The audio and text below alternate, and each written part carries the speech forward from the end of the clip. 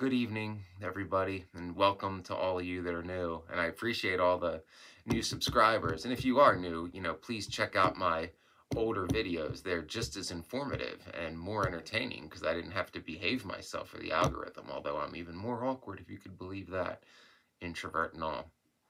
Right, what I want to talk about today is how the narcissist will try to usurp your authority even when, you're the person in the position of authority. And this stems from events that happened today. So for those of you that are new, um, in November, well, in November, my mother died suddenly. And, there's a lot of stuff in her house that she's been talking about getting rid of for like 4 years since my dad died.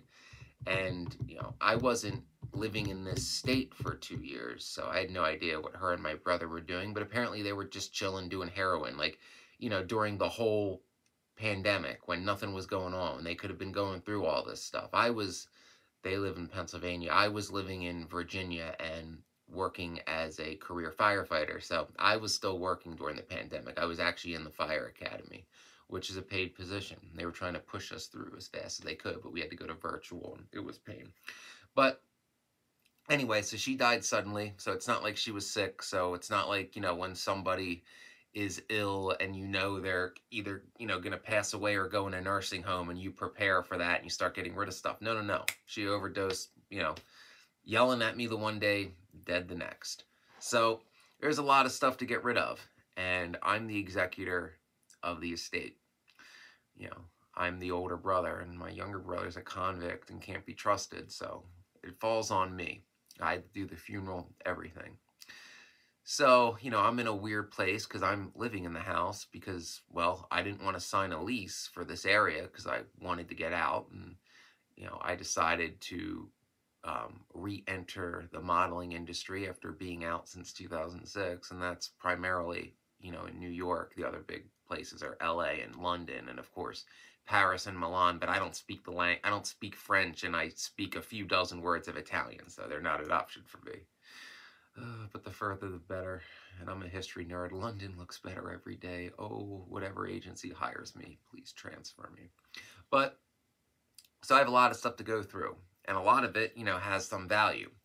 And it's not like I'm holding out for like, oh, it's worth this, I need to get at least this much. It's, no, I know it's worth something that I can't throw it away, so I gotta, find like where to take it, like Longaberger baskets and Carnival glass, and ironically, old Disney VHSs from the 80s and 90s are worth money. But, it's all the kind of thing where, I take it to a place that buys it. They offer me money. I take the money, like I did with the records, that my aunt told me to throw away, that I literally drove to a record store that was a half hour away and was given $300 for 3 boxes of records that had been sitting in the basement for 20 years. Anyway, I had to give a little context to segue into this. So, she died, and things, she died right before Thanksgiving, so things move slow through the holidays, and things move slow in this area. So I had to wait on paperwork to be sworn in to be the executor, because prior to doing that, I have no authority to do anything, really. So that didn't happen until, actually, I think 2 months ago to the day. And I've gotten rid of a bunch of her stuff, all her clothes, a bunch of stuff is gone to Goodwill, a bunch of stuff goes out for trash, but you can only put so much out each week. So, my aunt, my father's sister, arbitrarily decides that, we were supposed to be out of the house in April. Granted, I have 26 applications out in New York, and they take their time. It's just how the industry works. So, I have to kind of wait to see what agency hires me, to see what part of the city I want to move to. Plus, I have responsibilities as the executor. And being the executor, the authority's mine. So my aunt, who's quite narcissistic, and a baby boomer supremacist. And for those of you that are baby boomers, I'm not saying all baby boomers are baby boomer supremacists. This one happens to be. She, she arbitrarily decides that, oh yeah, we need to be out of the house in the next month. And I'm like, why? Like, I have a lot of stuff to sell, and my brother doesn't help at all. So it all falls on me, You know, granted, I'm only working part-time right now, but he's not working at all, and I have a lot of other stuff to take care of. I'm not chilling all day like he is. And it's literally what he does. Sits in his room and smokes weed. But, you know, this is what the narcissist will do. So when you're in a position of authority to where like you are the decision maker, to where you are the only one authorized to make these decisions, in my case, you know, legally, like I have to sign off on everything. The narcissist will try to usurp that, and they will try to exert uh, authority over you that they don't have. They will, you know, they will give you like ultimatums and timelines with no way to enforce them because they have no power. And deep down, the narcissist knows that. See, because I'm an INFJ and I've been a target of narcissism most of my life, I learned long ago what it is and how to push back. And, you know, when a narcissist is trying to bend you to their will and get you to, you know, go with their way, they're not really good at making an argument because they're of the belief, well, if I say it, it's true. And, you know, I'm factual and logical and that stuff. So I'm like, well, you know, what would be the advantages, you know, because I don't want to have to constantly keep coming back down here from New York.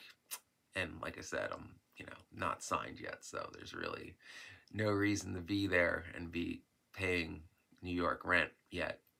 So I logically said, you know, I'm like, well, the cost of me living here is cheaper, you know, and I'm talking about like being out by June. Like I'm not, this isn't a long-term thing. This is, oh, you know, the good old boys in the county took way too long to process stuff. And, you know, it was winter time, there's snow and, you know, things move slower. And when there was the holidays, like, you know, turns out the estimate I made was 2 months off. And I think that that's reasonable.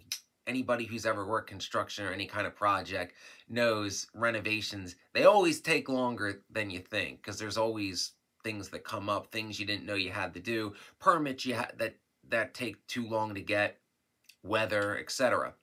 But, you know, she tried to play the card, well, it'll cost, you know, this much to, you know, you'll be wasting all this money. I'm like, but I'm not working in New York, at least not regularly. And, you know, rent there is expensive, obviously, you know.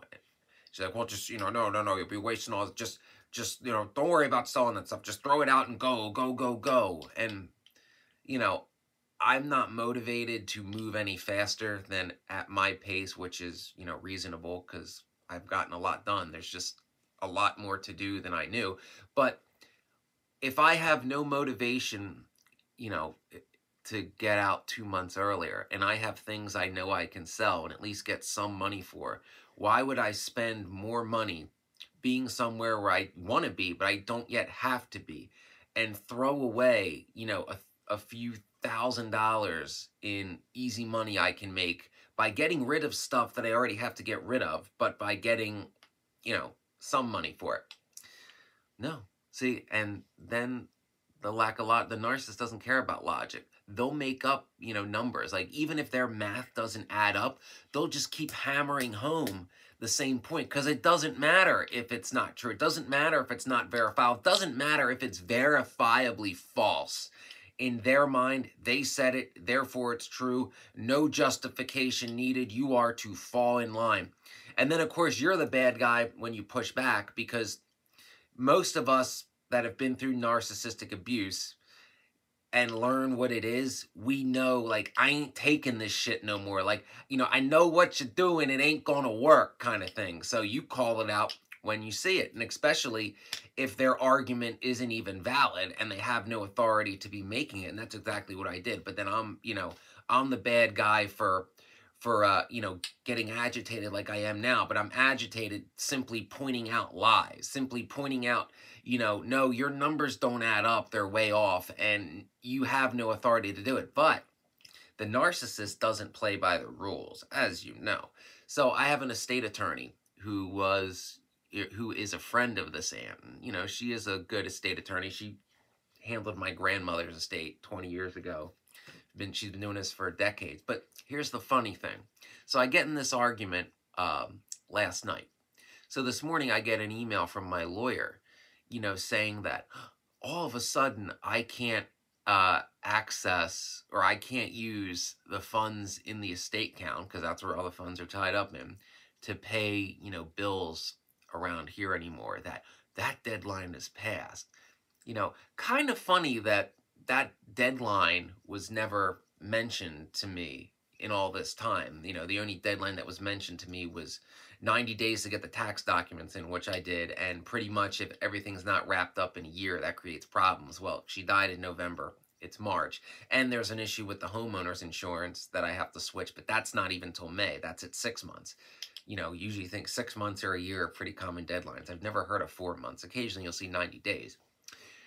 But yeah, never was told this information, and isn't it quite convenient that I basically told my narcissistic aunt, like, no, you're not getting your way because you have no authority to exert your will, and the argument you're making doesn't add up. So it would be, as a narcissist, to use an enabler to co-opt somebody in a position of authority to be like, tell them they must, do things my way, make something up. And I know that's what's going on because, again, they're friends, and this arbitrary deadline was never mentioned in all these months, so it was never like I knew it was coming. And all of a sudden it just comes at a random 4-month interval, and it just magically lines up with the arbitrary date my narcissistic aunt selected. Like, isn't that bloody convenient? I've never had things line up like that. And that is what the narcissist will do. If they can't exert your will, if they know you know what they are, if they know the jig is up and you're not going to fall for it anymore, they'll try to get people who are in positions of authority, not necessarily over you, but in respectable positions, to try to exert their will for them. And these people are serving as enablers. So you have to be aware of that. You have to call them on their bluffs. If they co-opt somebody that, has respectability, it's like, oh, well, they must be telling the truth. Verify. Always verify. Go to, different sources. If you're hearing something from a position of authority like a lawyer, well, go ask another lawyer, ask around, see what's up. That's what I did. And I found out, oh yeah, it's more narcissistic games. So that's what I have to deal with. Yeah. I just wanted to get this little lesson out here. This is kind of a rant, but it's something I just put together and it's fresh in my mind. So I sincerely hope it's helpful, because it's not something I've heard other people talk about. So if you've been in this situation, you're not the only one. And yes, it is more narcissistic game. So trust your intuition.